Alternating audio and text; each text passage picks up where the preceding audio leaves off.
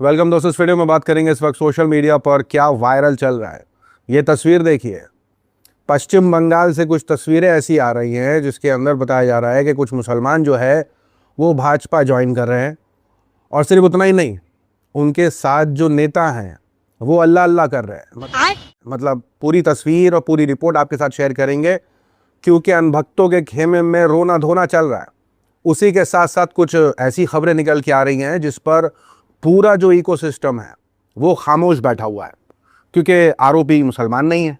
और जहां आरोपी मुसलमान होता तो टीवी पर डिबेट भी होती, लेकिन खबरें कुछ अलग हैं।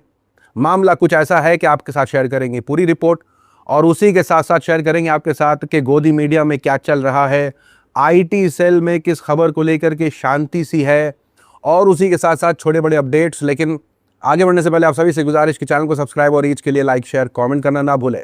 पहली अपडेट आपको बता दें कि निर्मला सीतारमण ज़बरदस्त तरीके से ट्रोल हो रही है। अब जैसे कि आपको पता ही होगा कि जो रुपया है वो डॉलर के मुकाबले लगभग 95 रुपये टच कर रहा है, लेकिन इसको निर्मला सीतारमण कैसे कह रही हैं कि सब चंगा सी, सब ठीक चल रहा है, हमारे रुपया ठीक चल रही है और रुपया को ठीक चल रही है, बिल्कुल ठीक चल रही है। नो, लेकिन सोशल मीडिया पर ट्रोलिंग चल रही है कहते हुए कि 62 रुपए जब हुए थे तब यही निर्मला सीतारमण क्या कह रही थी, पहले उसको सुनिए। With a great sense of concern about the falling rupee, it is about to cross the 62 mark against the dollar. Social media पर हिपोक्रेसी शेयर की जा रही है भाजपा की। उसी के साथ साथ जिन खबरों पर सन्नाटा है आपके साथ शेयर करेंगे। खबर है आंध्र प्रदेश से, नेवी में काम करने वाला एक शख्स, जी हाँ, शादीशुदा और एक गर्लफ्रेंड भी, अपनी गर्लफ्रेंड के साथ वो श्रद्धा वॉकर वाला केस आपको याद होगा, आफ्ताब और श्रद्धा वाला, कुछ उसी तरीके के हालात पेश कर देता है जिसके अंदर फ्रिज का जिक्र आता है। अब मैं पूरी तफसील तो बयान नहीं करूंगा क्योंकि भाई कम्युनिटी गाइडलाइंस काफ़ी स्ट्रिक्ट हो गई है यूट्यूब की, तो इस वजह से पूरा मामला आप समझ चुके होंगे कि मैं किस मामले की बात कर रहा हूँ। अब इतनी बड़ी खबर है, लेकिन इस खबर पर मीडिया देखिए, मीडिया नाम ही शेयर नहीं कर रहा है, जबकि आपको याद होगा कि आफ्ताब श्रद्धा वाला मामला कैसे लगातार आफ्ताब आफ्ताब चल रहा था। लड़की को आफ्ताब नाम के उसके लिव इन पार्टनर ने, लेकिन इस मामले में मीडिया की पूरी चुप्पी है। ये लोग डिबेट क्या करेंगे इस खबर पर, नाम ही इनसे शेयर नहीं किया जा रहा है। सोशल मीडिया पर ये नाम शेयर किया जा रहा है कहते हुए कि आरोपी का नाम तो रविंद्र है, तो क्यों नाम नहीं शेयर कर रहा है मीडिया। उसी के साथ साथ ये खबर देखिए, एक मुस्लिम शख्स जो है वो अपनी एक हिंदू दोस्त के साथ घूम रहा था। अब हुआ ये कि कुछ जो छुटभैया नेता होते हैं वो वहां पहुंचे और उन्होंने मुसलमान लड़के के साथ बदतमीजी शुरू कर दी। क्या नाम है तेरा? बाप का नाम क्या है? कहाँ रहता है? किस जगह? रिपोर्ट में ये आया कि कैसे उससे 7,000 रुपए लिए, फिर 2,000 रुपए पेटीएम करवाए, यानी धर्म की रक्षा के नाम पर लूटा जा रहा है। अभी तस्वीर निकल के आई है कि कैसे पुलिस ने इस बजरंग दल के नेता को गिरफ्तार किया है, और कुछ इसकी चाल ढाल देखिए कैसे हो रही है।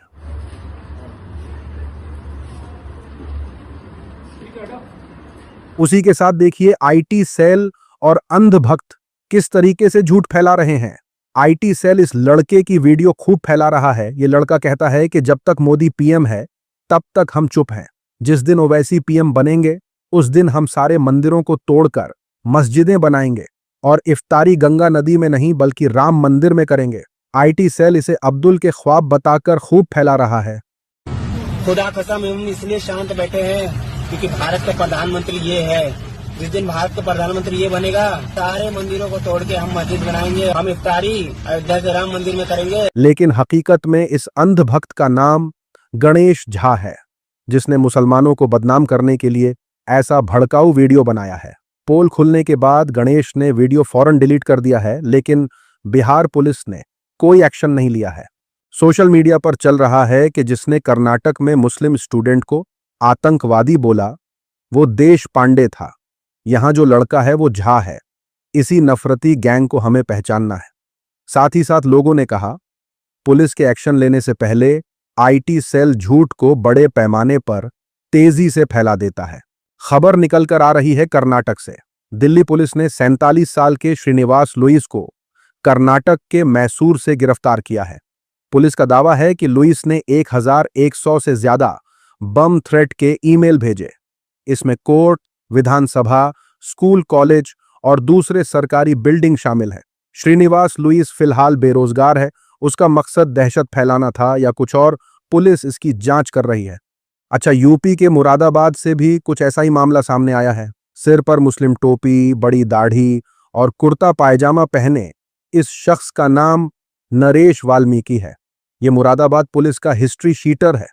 पुलिस से बचने के लिए 21 साल पहले मुरादाबाद से भाग गया। संभल जिले में रहने लगा। नाम सुल्तान रख लिया। पूरी पहचान मुस्लिम वाली बना ली। फर्जी डॉक्यूमेंट्स भी बनवा लिए। फाइनली अब पकड़ा गया। सोशल मीडिया पर चल रहा है कि लोगों को राजनीति करने के लिए भी मुस्लिम नाम चाहिए और बचने के लिए भी। क्या जमाना चल रहा है। साथ ही साथ लोगों ने कहा, नरेश को पकड़ने के लिए 21 साल लग गए। ये भी इनके लिए किसी अचीवमेंट से कम नहीं है। ये खबर देखिए। चुनाव नजदीक आते ही भाजपा का मुसलमानों की तरफ रवैया बदलता नजर आ रहा है। मुसलमानों का वोट पाने के लिए भाजपा के लोग उनके साथ मीटिंग कर रहे हैं। मुसलमानों का भाजपा के दफ्तर में सम्मान किया जा रहा है।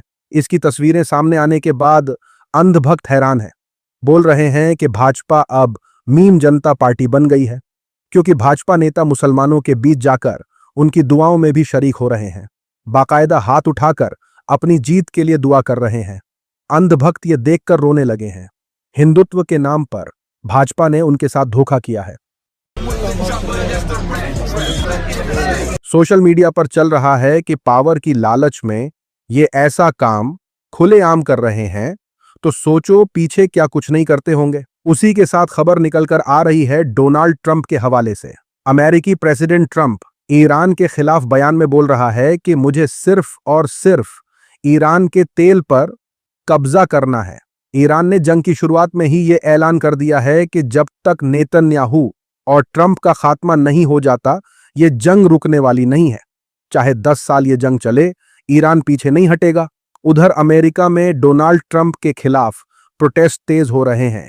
यूएस की जनता ट्रंप को सत्ता से उखाड़ फेंकने की मांग कर रही है। लोगों में गुस्सा इतना है कि वो ट्रंप के पुतले तक की बिना रुके धुलाई कर रहे हैं। वेस्टर्न मीडिया ये तस्वीरें नहीं दिखा रहा है। सब ट्रंप को कूटने में लगे हैं। सोशल मीडिया पर चल रहा है कि ट्रंप के पुतलों की अमेरिका में कुटाई की जा रही है। हालांकि इसने तो अमेरिकियों से 50 दिन की मोहलत भी नहीं मांगी थी, ना ही ये कहा था कि जहां बुलाओगे आ जाऊंगा। साथ ही साथ फिल्म क्रिटिक कमाल आर खान ने कहा, ईरान पर न्यूक्लियर हथियार बनाने का आरोप सिर्फ बहाना है, असली मकसद तो क्रूड ऑयल पर कब्जा करना है। साथ ही साथ अपडेट निकलकर आई है रसोई गैस और तेल किल्लत के हवाले से। भाजपा और गोदी मीडिया दावे कर रहा है कि देश में रसोई गैस और पेट्रोल डीजल की कोई किल्लत नहीं है। इसे साबित करने के लिए एंकर रूबिका लियाकत ने जनता को बुलाकर पूछ लिया, लेकिन जनता ने लाइव शो में पोल खोल दी। रूबिका जनता से बोली, क्या कोई ऐसा है जिसे रसोई गैस संकट का सामना करना पड़ा हो या जो कतारों में खड़ा रहा हो? लोग पेट्रोल या गैस की लाइन में लगे हैं। उन्होंने सोचा कि सभी बीजेपी की तारीफ करेंगे, लेकिन जनता में बैठे शख्स ने कहा, बीजेपी जो भी कहे, मैंने संकट का सामना किया है। मैंने 13 मार्च को सिलेंडर बुक किया था और अभी तक नहीं मिला। पक्ष तो बोलता है गैस की कमी नहीं है, 13 मार्च की बुकिंग आज तक सप्लाई नहीं हुआ है। एंकर ने बचाव करने की बहुत कोशिश की, लेकिन जनता ने सच्चाई बयान कर दी। इस सच्चाई को इंटरनेशनल न्यूज चैनल्स ने भी दिखाना शुरू कर दिया है। सूरत में काम करने वाले कर्मचारी हजारों की तादाद में शहर छोड़कर वापस अपने गांव जा रहे हैं, क्योंकि खाना बनाने के लिए उन्हें रसोई गैस नहीं मिल रही है। इस किल्लत से निपटने के लिए सरकार ने 60 दिनों के लिए पेट्रोल पंपों के जरिए केरोसिन की बिक्री की इजाजत दी है।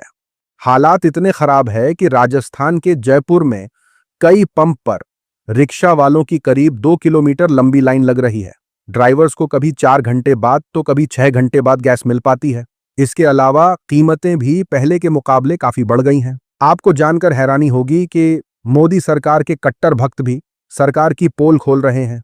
राइट विंग के आनंद रंगनाथन बोल रहे हैं कि आप लोग थैंक यू मोदी जी कहना बंद कीजिए। सरकार अगर तेल पर कोई छूट दे रही है तो ये कोई एहसान नहीं किया है, क्योंकि जनता से लिया हुआ फ्यूल टैक्स जमा करने के बाद तेल पर छूट दी जाती है। सरकार ने कोविड-19 के दौरान फ्यूल टैक्स से बहुत पैसा बनाया है। the government earns about 3 to 3.5 lakh crores taxing the petroleum. Let's not go gung ho ki, thank you Modi ji, बहुत ज़्यादा चढ़ की. सोशल मीडिया पर चल रहा है कि पहली बार कोई पार्टी इतना झूठ बोलने पर लगी हुई है। साथ ही साथ लोगों ने कहा, जितना जल्दी गोदी मीडिया बैन होगा उतना जल्दी देश के हालात में सुधार आ जाएगा।